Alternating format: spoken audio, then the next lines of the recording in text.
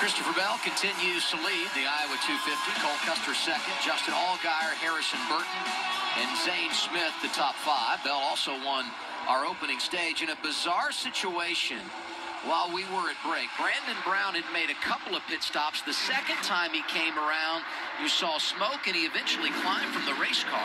He put this window net down immediately when he came down pit road, and something was going on inside of this car, and I think Ellen Cavana can tell us what it was. Well, we don't know quite yet. We saw all that smoke. Some of the team down here thinking maybe he inhaled a lot of that smoke that was going up into the cockpit. Right now, he's being tended to on his way to infield care. They just got him some water. You can see they're trying to pack him with ice there.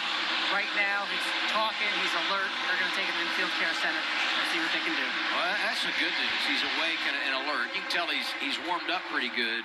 But when he first climbed from that race car, I was nervous for his condition. Now we get a follow-up on Noah Gregson, who had made that unscheduled pit stop, Hermie.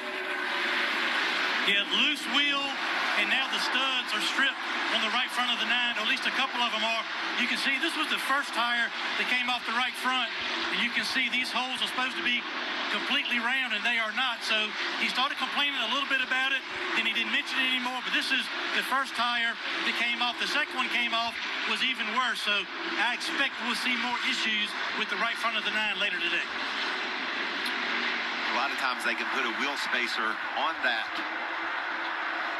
right front or take one off, whatever the situation might be, so they can grab some threads with those lugs, but certainly going to make a long day for a really fast number 9 car. He had a great ride. Disappointing for a team that's had some good momentum here, and you know, I think that you got to take the silver linings on things like this is try and get as many of those laps back as you can and at least learn something, because we do go back to Iowa very soon. And another guy that's in the same situation is Tyler Reddick. He got down 2 laps, and he's trying to battle back from that as well. A lot of guys right now would love to see a caution. Maybe some of the leaders get to pit road and open up the playbook, give them a chance to use some strategy. There you see Reddick. Give him a chance to use some strategy to try to get back on the lead lap. See, here he's 25th.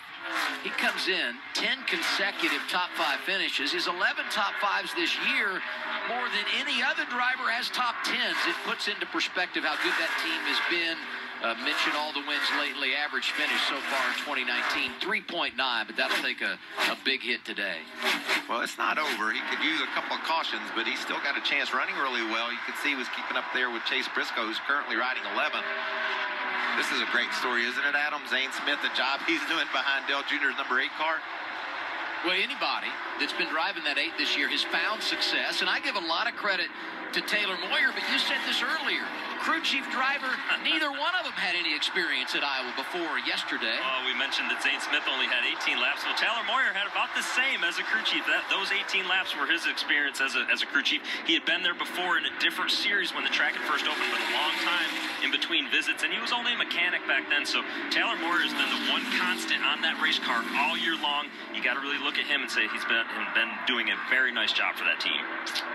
Christopher Bell drives around Joe Graff Jr. That puts Joe Graff Jr. a lap down in the 16th position. Solid run for the young racer. And there you see Cole Custer. He's 3 seconds behind C. Bell, and consistently Christopher has the fastest lap times. Yeah, we speculated maybe earlier that Cole Custer caught the traffic, and maybe that's where he lost a little bit of his time.